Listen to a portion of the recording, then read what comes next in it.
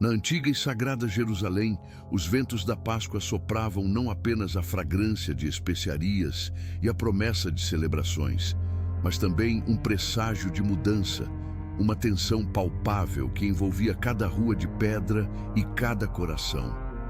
No centro dessa tempestade iminente estava Jesus, o Messias, cuja figura carismática e ensinamentos revolucionários haviam cativado multidões. Seus milagres, a cura de cegos e paralíticos, a multiplicação de pães e peixes, a ressurreição de mortos, espalhavam-se como fogo selvagem, angariando-lhe seguidores fervorosos, mas também semeando inveja e temor entre as autoridades religiosas e políticas. Ele falava de um reino não terreno, de amor e perdão, conceitos que desafiavam o poder estabelecido e a expectativa de um Messias guerreiro. Entre os seus 12 discípulos, um deles, Judas Iscariotes, observava com uma mistura crescente de desilusão e cobiça. Ele havia seguido Jesus, talvez esperando um líder que restauraria o poder de Israel, um Messias político que traria glória terrena. Mas Jesus falava de sacrifício, de humildade, de um reino espiritual. A ganância, um sussurro persistente em sua alma, encontrou terreno fértil na sua crescente desilusão. 30 moedas de prata, um preço irrisório para um traidor, selaram seu destino e o destino de seu mestre. A noite se aprofundava e a Páscoa judaica se aproximava.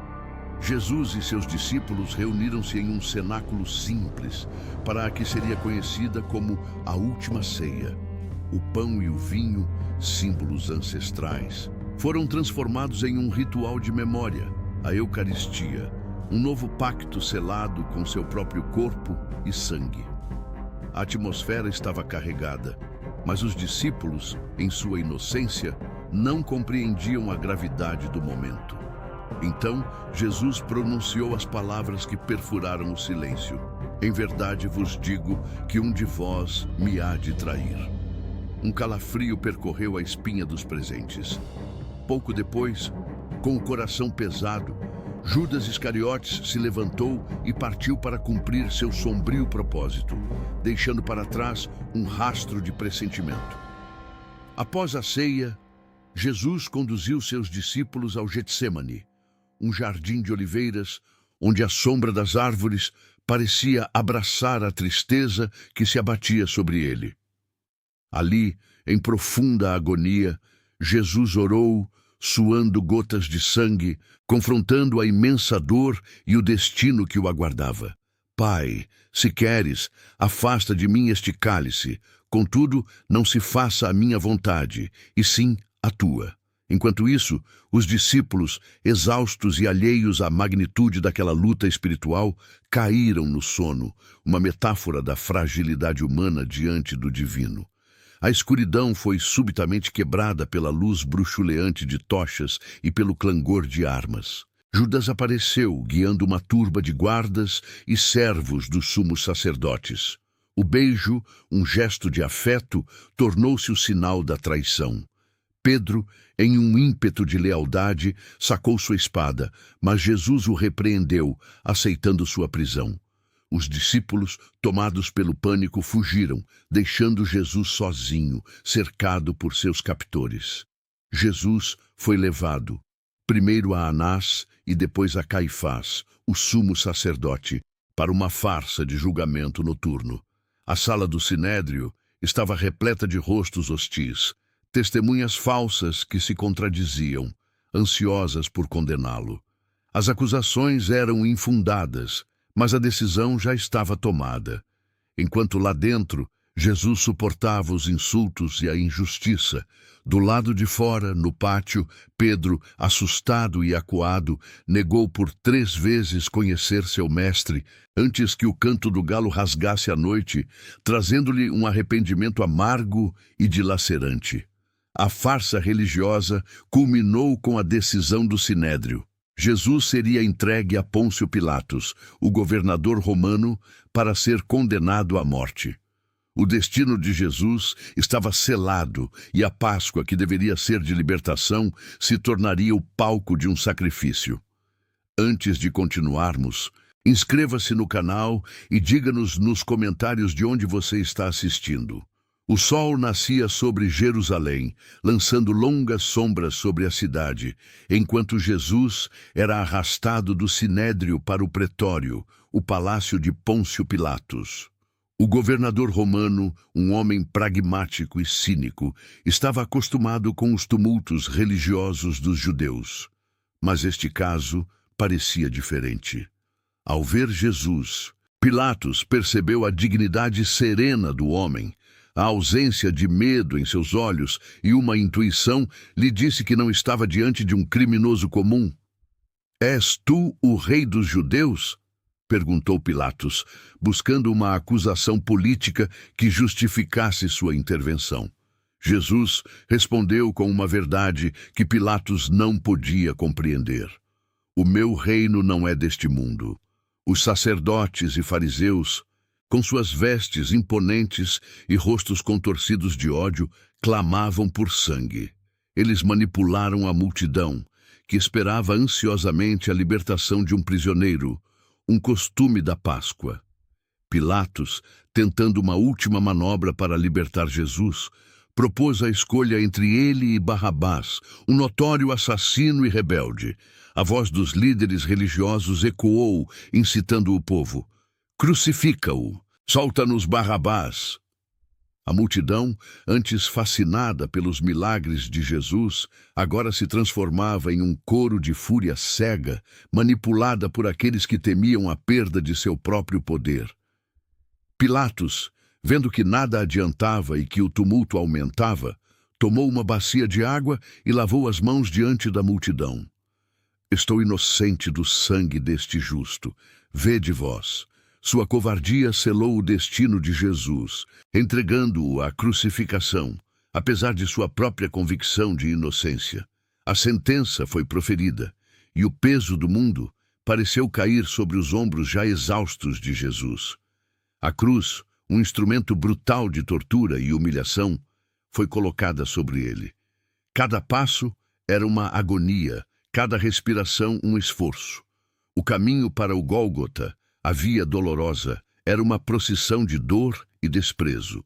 Em meio à multidão que zombava e cuspia, Jesus encontrou o olhar de Maria, sua mãe.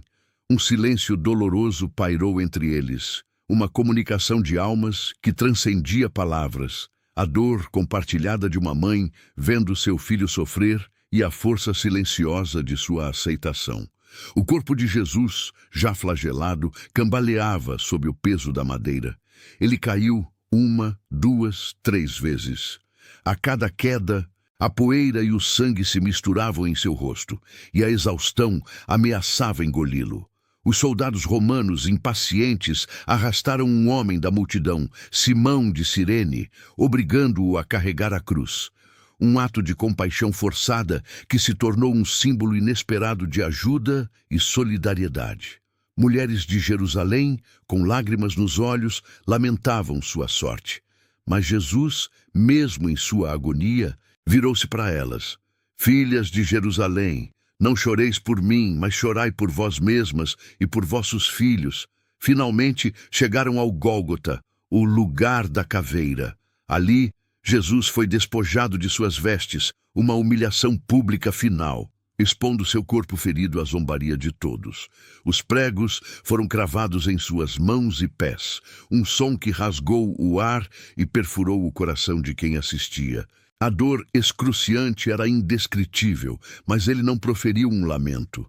Acima de sua cabeça, uma inscrição irônica mandada por Pilatos: "Jesus Nazareno, rei dos judeus", provocou ainda mais a ira dos líderes religiosos. Ao seu lado, 2 ladrões também foram crucificados. Um deles, em seu ódio, zombava: "Se és o Cristo, salva-te a ti mesmo e a nós." O outro, porém arrependido, pediu: "Jesus, lembra-te de mim quando entrares no teu reino." E Jesus, em sua infinita misericórdia, prometeu: "Em verdade te digo que hoje estarás comigo no paraíso." As horas se arrastaram e a luz do sol começou a falhar. Uma escuridão sobrenatural cobriu a terra do meio-dia às 3 da tarde. No templo, o véu que separava o Santo dos Santos se rasgou de alto a baixo. A terra tremeu, rochas se partiram. As últimas palavras de Jesus na cruz foram um testamento de sua missão.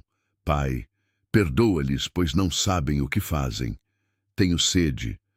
Deus meu, por que me desamparaste? Está consumado. Finalmente, com um grande brado, Jesus entregou seu espírito.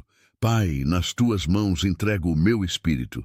A morte de Jesus, o sacrifício supremo, deixou um vazio imenso no coração de seus seguidores. O corpo inerte na cruz, a tristeza profunda, a incerteza sobre o futuro, tudo prenunciava um desespero avassalador. Ainda sob o manto da escuridão e da dor, o corpo de Jesus jazia inerte na cruz, um espetáculo de sofrimento que se gravava na memória dos poucos que permaneceram. José de Arimateia, um homem justo e membro do Sinédrio, que não havia consentido com a condenação, e Nicodemos, aquele que outrora visitara Jesus à noite, tomaram a coragem de aproximar-se de Pilatos. Com reverência e humildade, solicitaram a permissão para remover o corpo. Pilatos, talvez tocado pela solenidade do momento ou indiferente àquele que acabara de condenar, concedeu-lhes o pedido. Com mãos cuidadosas e corações pesados, eles desceram o corpo de Jesus da cruz. As mulheres, entre elas Maria Madalena e a própria Maria, mãe de Jesus, observavam de longe, seus olhos marejados de lágrimas, mas com uma dignidade silenciosa. O corpo foi envolvido em um lençol limpo, perfumado com mirra e aloés, conforme o costume judaico para o sepultamento. Jesus foi então levado para um túmulo novo, talhado na rocha que pertencia a José de Arimateia. A pedra foi rolada para fechar a entrada, selando não apenas o túmulo, mas também a esperança e os sonhos de muitos. As mulheres prometeram retornar no primeiro dia da semana para concluir os ritos funerários, uma promessa que, sem que soubessem, selaria um destino ainda maior. Os sacerdotes e fariseus, contudo, não estavam satisfeitos. Temendo que os discípulos pudessem roubar o corpo e alegar uma ressurreição, eles pediram a Pilatos que selasse o túmulo e colocasse uma guarda. Soldados romanos foram postados, a segurança reforçada, um selo oficial aplicado à pedra, uma tentativa vã de conter o curso dos acontecimentos divinos. Na madrugada do domingo, quando o sol começava a espreitar no horizonte, as mulheres voltaram ao túmulo, carregando os perfumes. O ar ainda carregava o peso da tristeza, mas uma surpresa as aguardava. A grande pedra havia sido removida e o túmulo estava vazio. Um anjo, com vestes que brilhavam como relâmpago, apareceu e proclamou: "Ele não está aqui, ressuscitou." O medo e a alegria misturaram-se em seus corações enquanto corriam para contar aos discípulos. Os discípulos, incrédulos, viram as palavras das mulheres como delírios. Pedro e João, no entanto, correram ao túmulo. João chegou primeiro, mas esperou por Pedro, que entrou e viu os lençóis dobrados, o sudário enrolado à parte. Uma compreensão ainda incipiente começou a surgir. Jesus ressuscitara. As aparições de Jesus ressuscitado dissiparam as últimas sombras de dúvida. Maria Madalena foi a primeira a vê-lo, confundindo-o com o jardineiro antes de reconhecer a voz de seu mestre. No caminho de Emaús, 2 discípulos caminhavam desanimados quando Jesus se juntou a eles, explicando as Escrituras, e só o reconheceram ao partir o pão. Tomé, que havia duvidado e exigido ver as marcas dos pregos, teve sua fé restaurada ao tocar as feridas de Jesus. Aos apóstolos reunidos, Jesus apareceu, demonstrando que a morte não tinha poder sobre ele. Com a divindade reafirmada e a fé fortalecida, Jesus deu aos seus discípulos a grande comissão: "Ide por todo o mundo e pregai o evangelho a toda criatura."